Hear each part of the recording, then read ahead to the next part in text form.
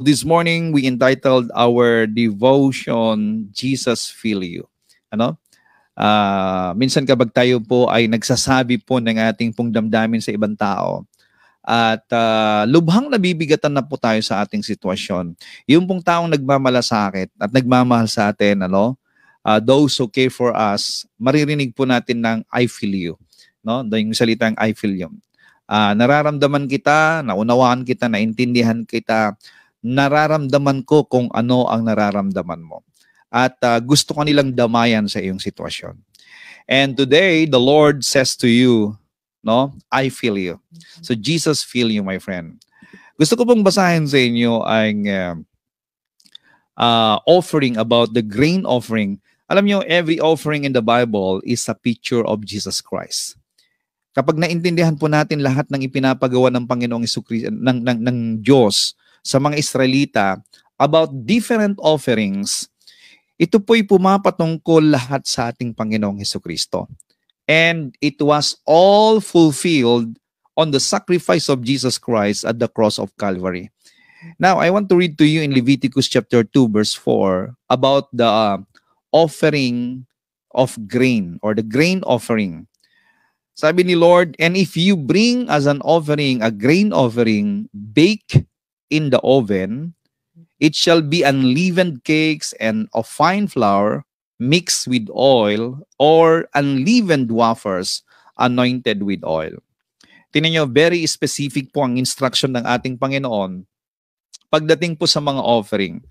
Sapagkat ito po ay lumalarawan doon sa pag-aalay na gagawin ng ating Panginoong Jesucristo.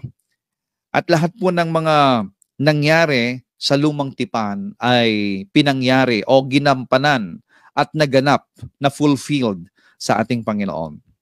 You know, in the Old Testament, the grain offering brought to God is speak of Jesus' life on earth. Yung kanya pong buhay.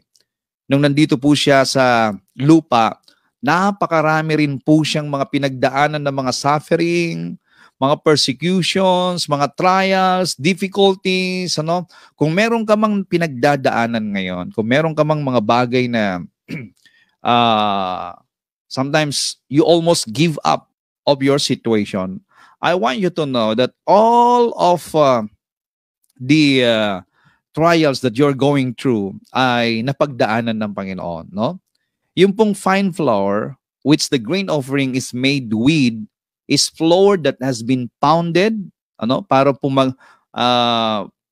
bago po maging flour, no? Ano ba to? Yung paano maging flour yan, kinakailangan po ito po yung madikdik, beaten, sifted through to get it consistently even and fine. Bago maging harina, ayan, parang harina, yung isang bagay, yung grains, marami pong pinagdaanan. Ito po'y nadikdik ng gusto. Ito po ay dumaan sa maraming mga proseso. So this offering typifies the humanity and suffering of Jesus Christ nung siya po ay nabubuhay po dito sa lupa.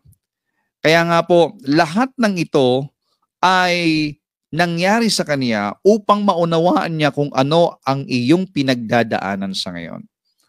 Oh, one of the ways the Jewish women, yung pong pagpe-prepare po nila ng grain offering is to bake it. Para mas madali i-bake po nila, idadaan po nila sa oven.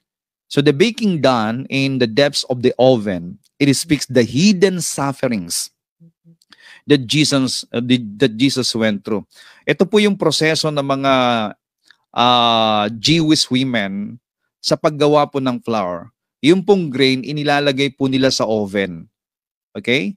Ngayon, paglagay po sa oven, meaning doon po sa secret place kung saan nandoon po yung suffering. At meron tayong mga oven, oven experience. Ibig sabihin, meron tayong mga sufferings na secretly, tayo lang ang nakakaalam. Secretly, tayo lang po yung nakakaramdam. Na para bang, minsan, we are so, yung hirap na, hindi ko alam kung nararamdaman nyo ang nararamdaman nung grain, or like for example, yung tinapay na ilalagay po dun sa oven. Sobrang init nun. Sobrang, there is suffering happening. Kaya lang, paglabas po nung tinapay, isa na pong napakabango at napakaganda po ang kalalabasan. So, in every suffering na pinagdadaanan natin, mga kapatid, paglabas mo sa oven, no? Ikaw ay maging mabangong, samyo, at masarap sa paningin ng Panginoon, no? At ganyan po ang nangyari sa ating Panginoong Jesucristo. The process of making flour or the grain offering ay inilalagay po nila sa oven. So, ako'y naniniwala that Jesus faced suffering that we cannot fully understand. Maring hindi nakasulat, pero maraming suffering ang Panginoong Jesucristo na hindi makomprehend ng ating kaisipan. As a young boy, actually, as a young boy, he must have gone through sufferings that prepared him to die for all humanity at the cross. Alam niya yon. I believe that it was revealed unto Jesus Christ, his very mission. Nang kanyang mission ay ang mamatay para sa kasalanan ng sangkatauhan. Could you imagine? He was born here on earth for a mission to die for the sin of humanity, just to save and rescue humanity. He knows that. At bilang tao, kapag iniisip mo yung kamatayan na naitakda para sa kanya, abay, ito po yung suffering sa kanya, hindi po ito madali, no? At alam nyo, even his ministry years, it must have grieved him when the time and time again na maski yung po mga inaalagaan niya ng mga alagad ay may mga unbelief, no? He found unbelief not just in the people around him, but even in his disciples. Suffering lahat yan. Kapag meron kang mga inaalagaan, meron kang mga tinulungan, pagkatapos iniwang ka, suffering lahat yon. Actually, even the family of Jesus Christ, no? Yung pong mga kapatid po niya ay he suffers, persecution. He suffers rejection. He suffers, he hears a word na nagbibigay po ng sakit sa kanya. So, ibig sabihin po, ang Panginoong Jesucristo ay katulad ng grain offering na nag-suffer. Dumaan sa oven, he was baked, he was, pounded, at yan po ang picture o larawan ng grain offering, no? Meron po tayong mga private pains, deep hurts, shameful addictions na nagagawa po. And maaring masabi mo sa sarili mo that nobody understands what you are going through. Minsan meron tayong mga secrets na hindi natin masabi sa iba dahil nga po baka hindi nila tayo maintindihan. Instead na tulungan ka, baka pagtawanan ka o di kaya chismis ka pa o kaya lalong mapalala. At sometimes sinasarili po natin yung pong ating mga pinagdadaanan. But I want you to know today, this morning, kapatid, that there's someone up there who really concerned about you, who really take care of you, and who really want to go with you. Gusto kang damayan sa iyong pinagdadaanan ngayon. Friend, maybe you think that nobody understands what you're going through, but God does. He can identify with all your pains and is able to help you. Ang sabi nga po dito sa Hebrews chapter 2, verse 18, He suffered and endured every test and temptation so that He can help us every time we pass through the ordeals of life. This is the reason why Jesus Christ suffers. And pinagdaanan niya lahat ng ating mga pinagdaanan. Kaya nga po, Jesus feels you. He feels you, my friend. Nararamdaman niya kung anong nararamdaman mo, kung anong pinagdadaanan niyo. He suffered and endured every test and temptation so that He can help us. Kasi kung hindi niya napagtagumpayan yung mga temptation niya, paano niya tayo matutulungan? Kung hindi po siya nagtagumpay sa mga persecution, sa mga pinagdaanan po niya nung siya po nandito sa lupa, paano niya tayo matutulungan? Pero lahat ng yon ay pinagdaanan niya. He conquered everything, meaning He can help us. Kasi hindi makakatulong yung tao na dumaan doon sa pinagdaanan na hindi man naman yan overcome. Hindi naman yan napagtagumpayan. Pero ang ating Panginoong Jesucristo, napagtagumpayan niya ang lahat ng pagsubok sa kanyang buhay bilang tao. Therefore, He feels you and He is ready to come and, help you, my friend. Hebrews chapter 4, verse 15, He understands humanity. For as a man, our magnificent king priest was tempted in every way just as we are and conquered sin. Wow, praise God. Thank you, Lord. That He understands humanity. He understands your feeling. He understands your situation. He understands what you are going through right now. Well, hindi niya sinasabing na hindi, kaya mo yan. Hindi niya sinasabing ganun. Kundi, nandito ako. Tutulungan kita. At gusto ng Panginoon na maunawaan po natin yung pong grain offering na yon na pinagdaanan ng Panginoong Jesucristo, anumang hirap, anumang proseso, lahat ay napagtagumpayan niya upang sa panahon na tayo ang dumaan sa ganong sitwasyon, sa panahon ngayon, kapatid, He can come to help you. He can come to lift you up. He can come to uphold you, my friend.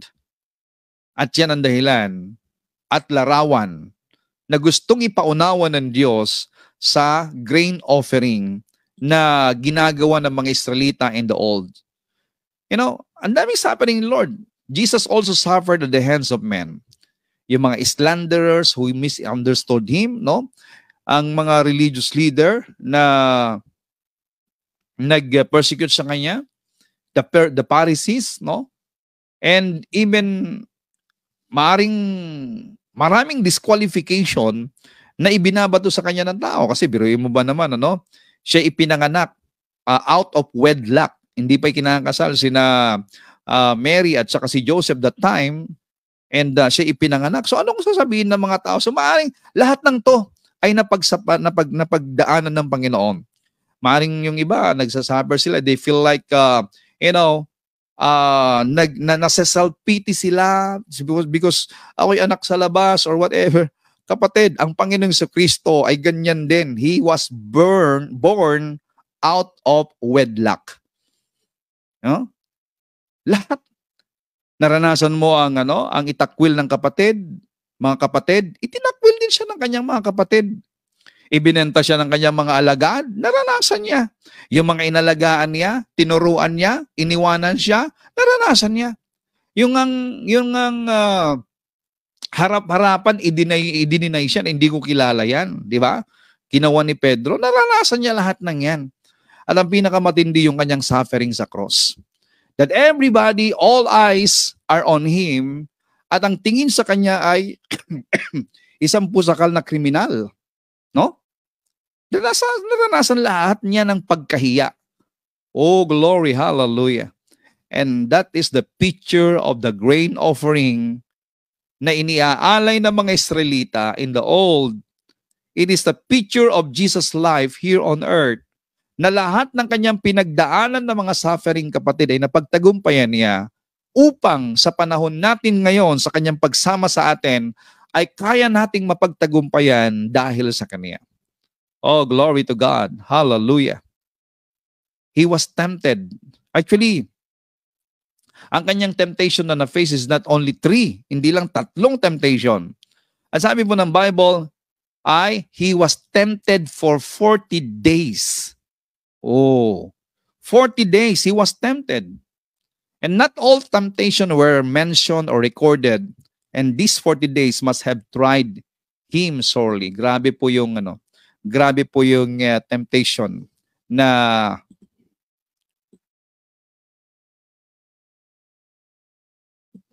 pinagdaanan ng ating Panginoong Jesucristo. Kapatid, I don't know what temptation and what suffering you are going through right now, but I want you to understand that Jesus Christ is the picture of grain offering na nag-process o napunta siya sa lahat ng mga pagsubok, lahat ng paghihirap. lalo na yung proseso na dadalhin sa oven. Ay, yung oven is a secret hurts na ng Panginoon. And even in our secret hurts, God can, can help us. He can help you even in your secret hurts. In your pain right now. Yung po mga dumadaan po sa mga illnesses, yung mga may sakit at karamdaman, sa mga suffering, or maybe about financial problem, whatever your situation right now, friend, God knows and Jesus understands. Jesus feels you. So ano pong ibig sabihin po ng mga paghihirap na yan ng Panginoon? Jesus went through all those temptations and sufferings for you. Yet He did not sin. He overcome it. So there is no temptation or suffering that you are going through that He cannot identify with. Wala kang pinagdadaanan ngayon na hindi naintindihan ng Panginoon. He knows the pain, He knows the hurt, He knows the feeling of rejection, being rejected, being in need right now. He knows it. yung bang you need help and yet wala kang makuhang help. Kaya nga po sumigaw siya eh. Ano? Kasi doon sa mga tao na nasa paligid niya, maski yung nanay niya walang magawa para sa kanya. And even his father. And he cried out. Sabi niya, Abba. Diba? Eli, Eli, lama sabachthani. Diba? My father, why you have forsaken me? So, could you imagine? He was in a moment that he was, it seems like he was hopeless. Nobody come to rescue him and help him. Naranasan niyang lahat ng ito. Kapatid, napagtagumpayan niya ang lahat. So, ibig sabihin, kung bakit nangyari ang lahat ng ito sa kanya, upang maunawaan mo that if you come to Jesus, He can help you. If you come to Him, He can help you. Come to His throne of grace today and receive His super abounding grace to face and overcome those trials in your life.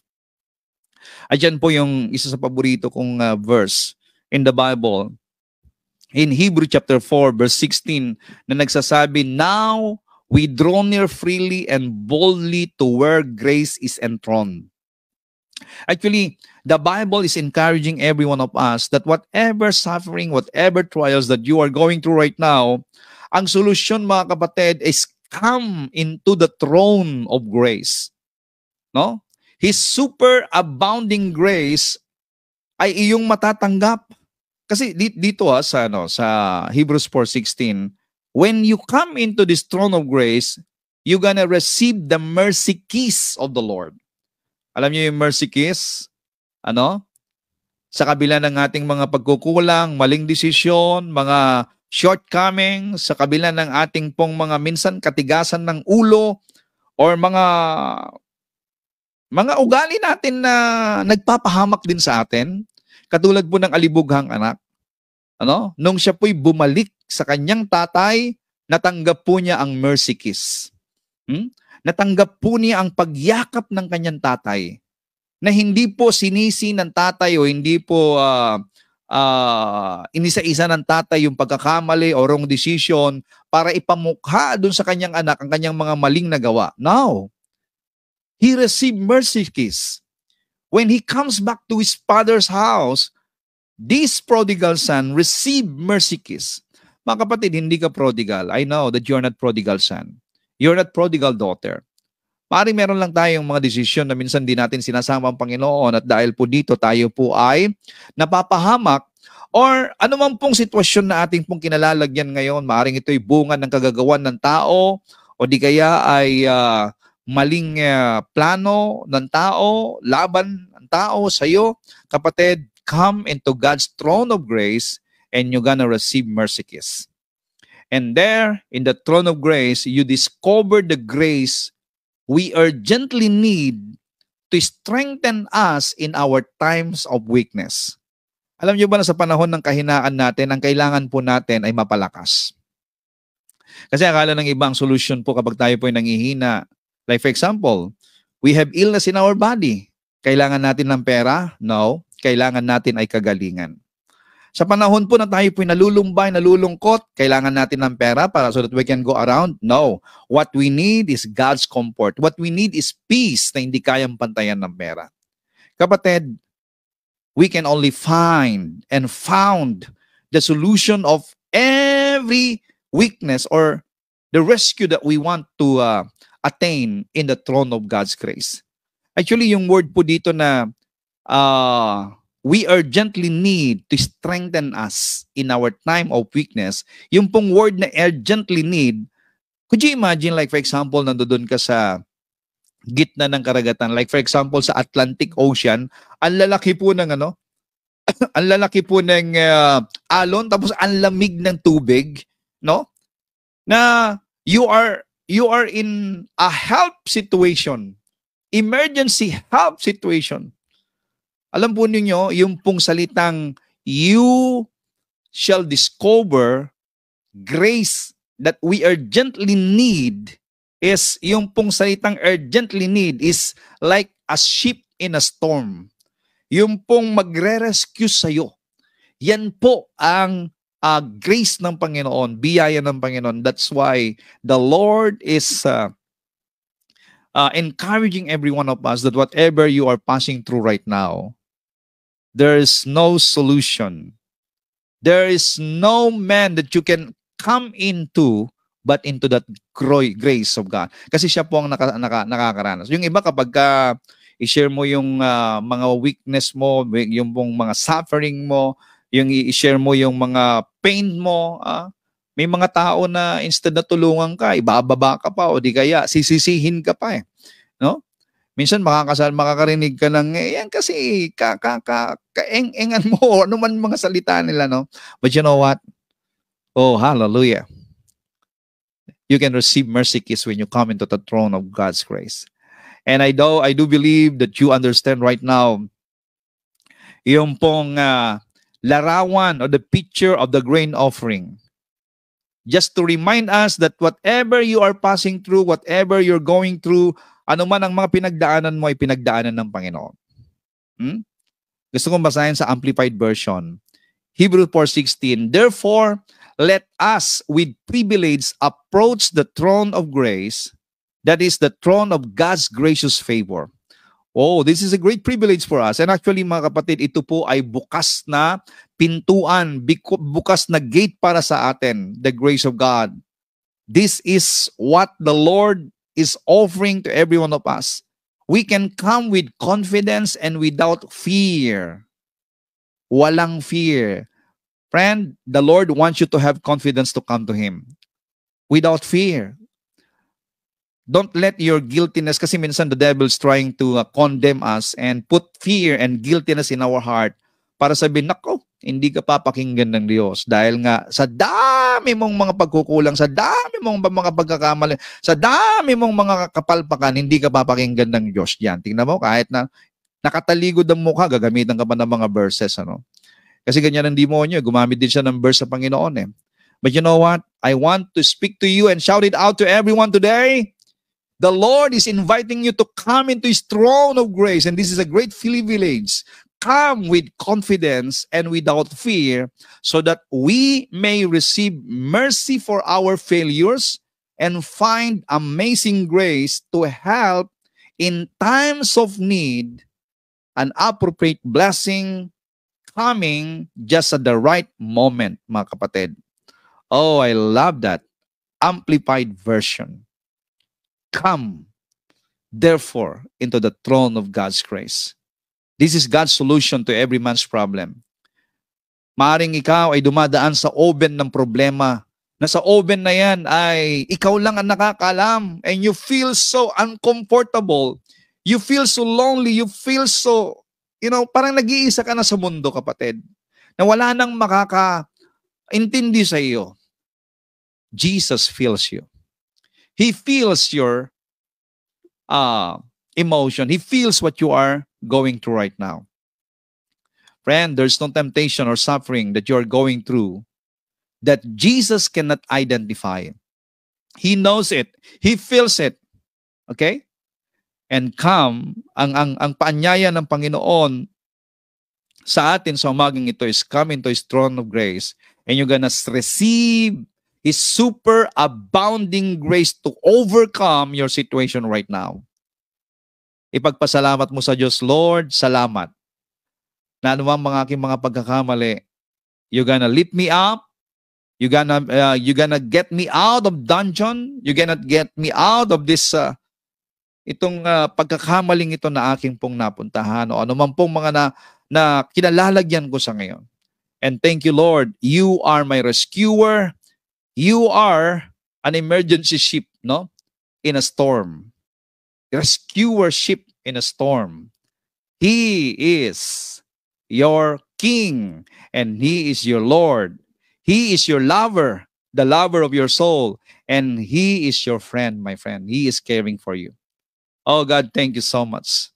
Thank you, Lord, that today you give us the message, Father God, that you feel what we feel. You come, Father God, and gave us the message that encouraging every one of us to come into your throne of grace. Maraming salamat, Panginoon, sa iyong salita sa umagang ito. At sa lahat na mayroong mga pinagdadaanan sa oras na ito ay aking pinapahayag, aking pong dinideklara, Lord God. You know them, O God, and you feel them, Lord.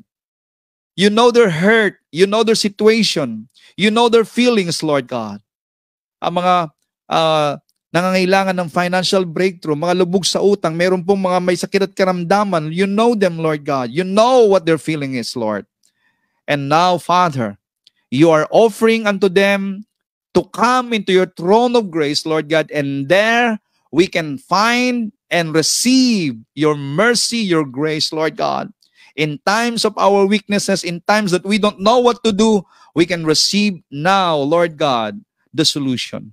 At maraming salamat sapagkat ikaw nandiyan na magagabay at patuloy na naggagabay sa bawat isa sa amin. You are our strength, Lord. You are our wisdom. And I release this to you right now, my friend. Come into the throne of God's grace.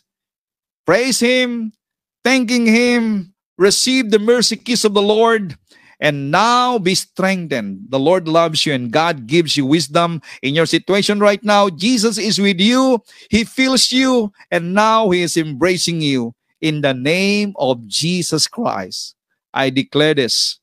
And praise the name of the Lord. Celebrate your victory now in Jesus' name. Amen and amen. Praise the Lord. Glory to God. Maraming salamat everyone for joining and thank you so much for hearing the message of the Lord. Jesus feels you. Jesus feels your pain. Jesus understands your emotion, your feeling right now. And the Lord, because He knows and understands your feeling right now, He is offering you a way out of your situation. Come into the throne of God's grace and there you're going to receive a mercy kiss. Amen and amen.